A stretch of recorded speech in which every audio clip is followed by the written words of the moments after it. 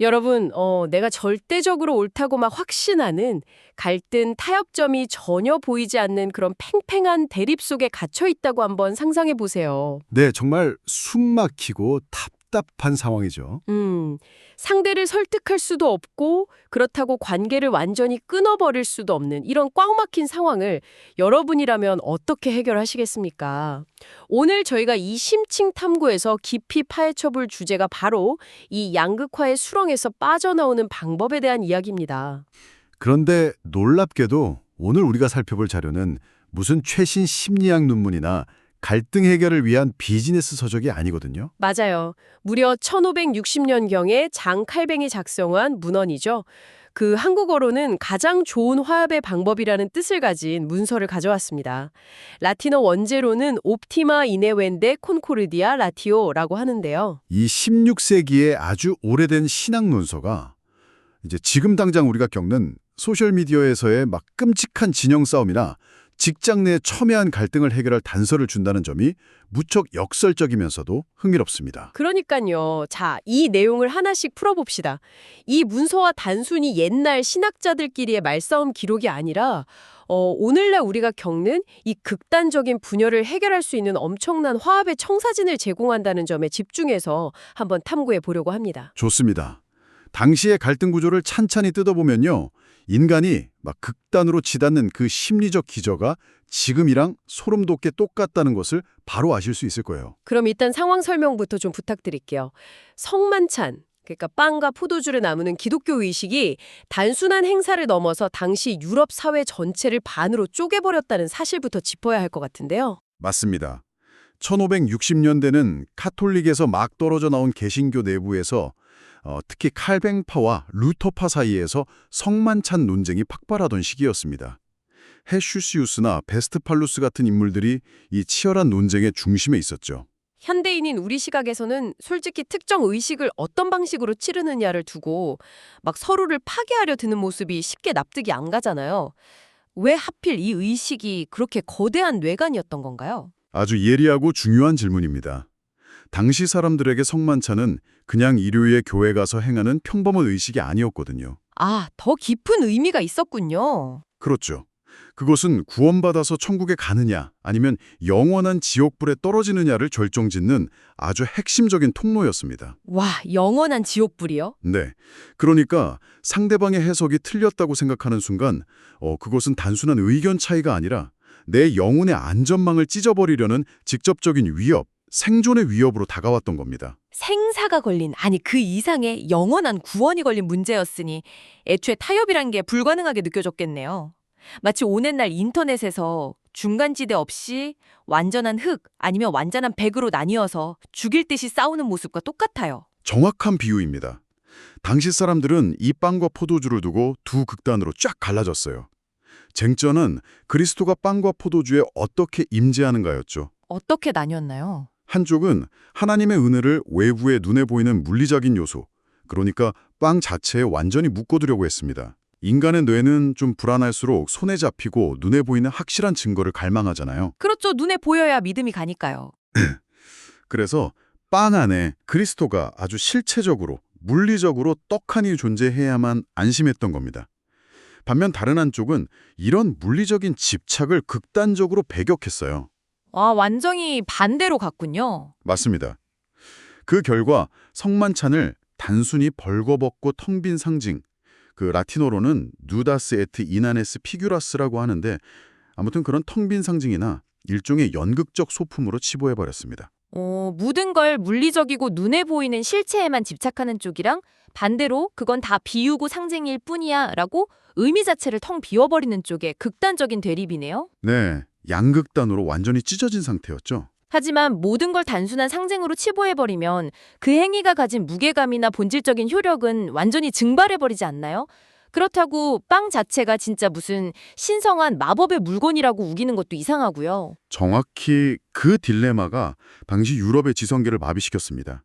그리고 바로 이 지점에서 칼빙의 첫 번째 화합의 원칙이 등장하는 거죠. 오, 드디어 나오는군요. 어떤 원칙인가요? 라틴어 원문을 그대로 빌리자면 논쟁 밖에서 진리를 구하라 라는 원칙입니다. 칼빙은 서로의 차이점을 막 현미경처럼 들여다보면서 상대의 논리를 반박하는 짓을 일단 멈추라고 주문했어요. 일단 싸움을 멈추라는 거네요. 네.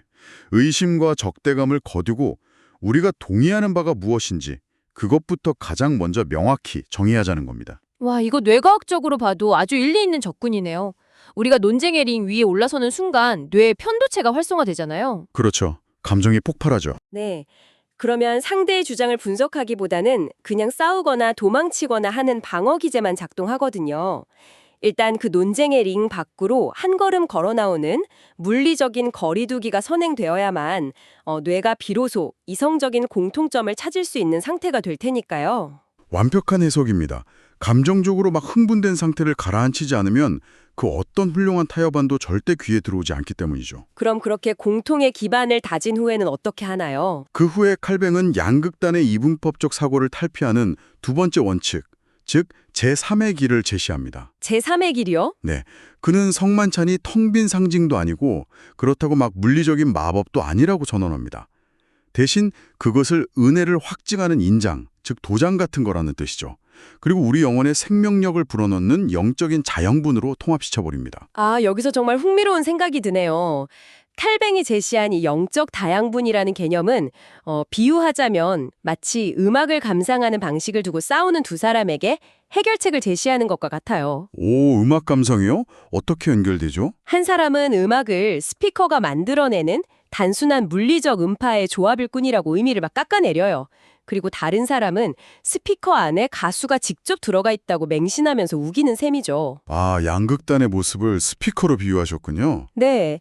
여기서 칼뱅은 스피커 안에 가수가 물리적으로 들어있지 않더라도 그 음악이 우리의 영혼을 흔들고 감정을 움직이는 그 본질적인 효력은 진짜다라고 말하는 거잖아요. 야, 정말 탁월한 비유입니다. 가수가 스피커라는 그 좁은 물리적 공간에 갇혀있지 않음에도 불구하고 노래가 전해주는 본질은 고스란히 우리에게 남는 것처럼 말이죠. 맞아요. 바로 그거예요. 하지만 당시 반대파들, 특히 그 문자주의에 얽매였던 루터파의 입장에서 칼뱅의 이 논리는 결코 쉽게 수용될 수가 없었습니다. 왜죠? 꽤 합리적인 타협안 같은데요? 그들은 성경에 기록된 이것은 내 몸이다 라는 아주 명확한 문구 하나에 목숨을 걸었거든요.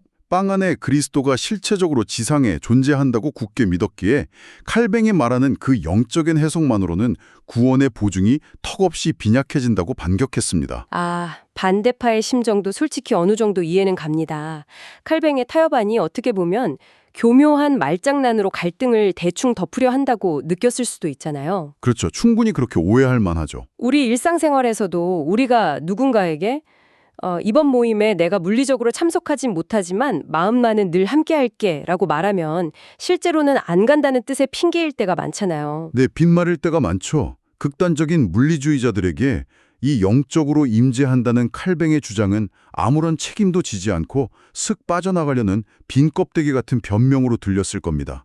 이 문서에서는 상대의 이런 불만과 의심을 도대체 어떻게 논리적으로 방어하고 있나요? 상대 측은 칼뱅의 주장을 비어있는 환영, 라틴어로는 인나니 스펙트로라고 부르면서 맹렬히 공격했습니다. 이에 대해 칼뱅은 상징과 본질의 결합이라는 논리로 단호하게 맞서죠. 상징과 본질의 결합이요? 네, 그는 성령의 비밀스러운 힘을 통해 은혜와 진리가 기호와 함께 작용한다고 봤어요. 즉, 진리와 효력이 동시에 결합되어 있다라고 철저히 방어합니다. 형태가 영적일 뿐이지 그 결과와 효과만큼은 100% 확실하고 실제적이라는 논리죠. 아하, 단순히 마음만은 한타할게 라는 속빈 강정이 아니었군요.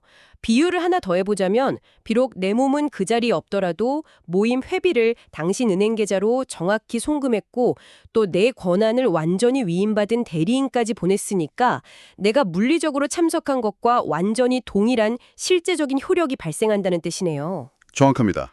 눈에 보이지 않는 계좌 이체가 현실에서 명확한 결제 효력을 가지는 것처럼요? 네, 아주 완벽한 이해입니다.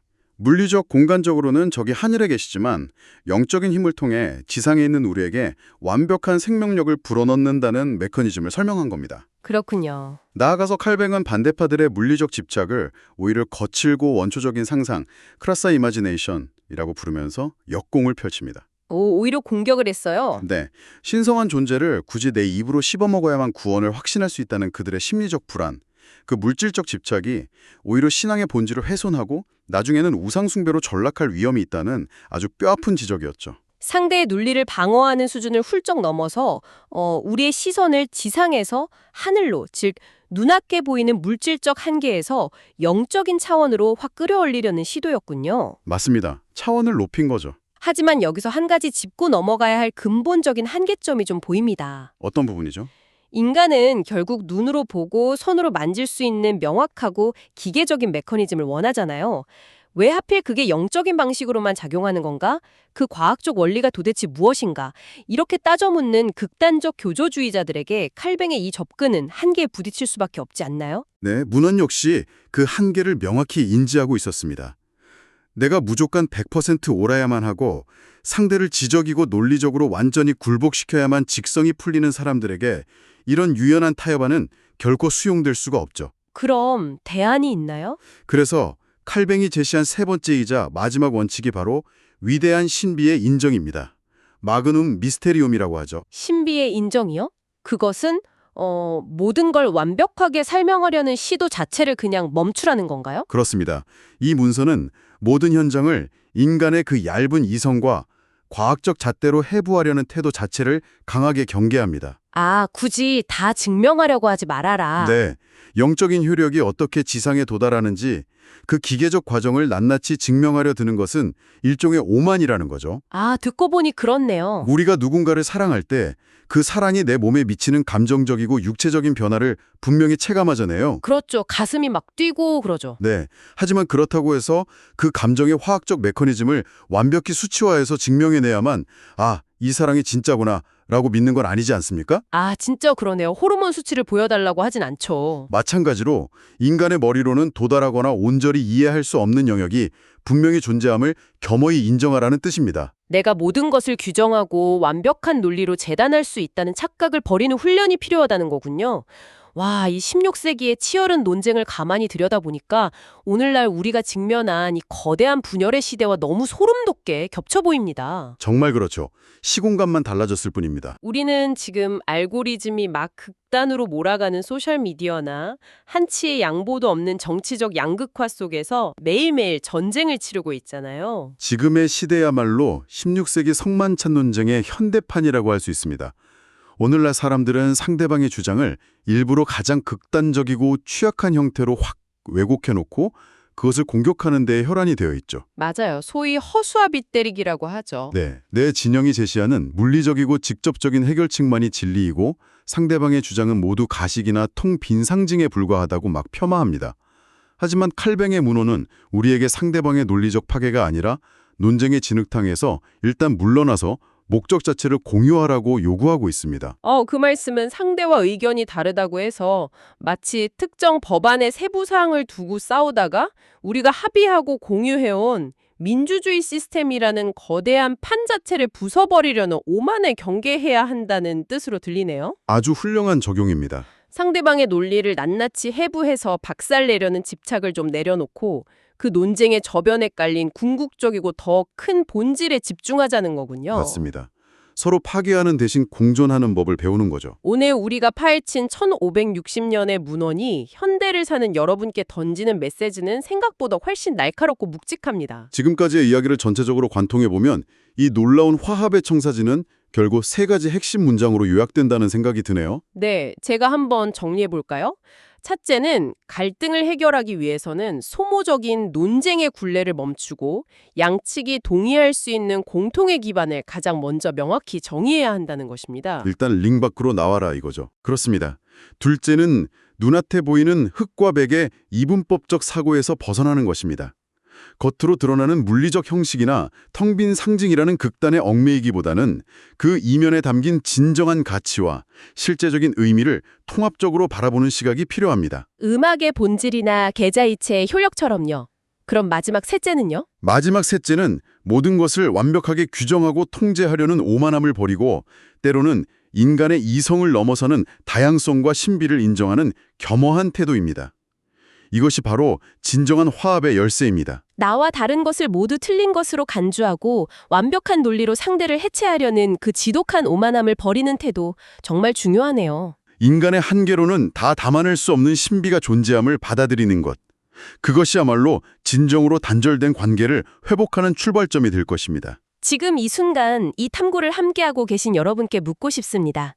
여러분이 현재 누군가와 겪고 있는 도저히 타협의 여지가 보이지 않는 그 답답한 대립의 중심에는 과연 무엇이 있습니까? 한번 깊이 고민해 볼 문제죠. 혹시 여러분은 지금 당장 내 눈으로 확인해야 직성이 풀리는 앙상한 물리적인 빵의 형태만을 두고 모든 감정과 에너지를 소진하고 계시진 않습니까? 아니면 그 숨막히는 진흙탕에서 한 걸음 벗어나 대립하는 상대와 여러분 모두를 살려낼 그 단단한 영적인 공통분모를 찾아 나설 용기를 내고 계십니까? 진정한 승리는 상대를 파괴하는 게 아니라 본질을 함께 나누는 데 있으니까요. 우리가 마주하는 갈등의 풍경은 결코 엑스레이 사진처럼 깨끗한 흑백으로 나뉘지 않습니다. 때로는 내가 완벽히 다 이해할 수 없다는 그 모호하고 복잡한 신비주의 속에서 진정한 화합의 실마리가 모습을 드러낼지도 모릅니다.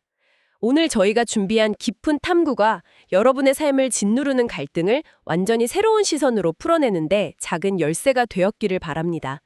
끝까지 함께해 주셔서 감사합니다.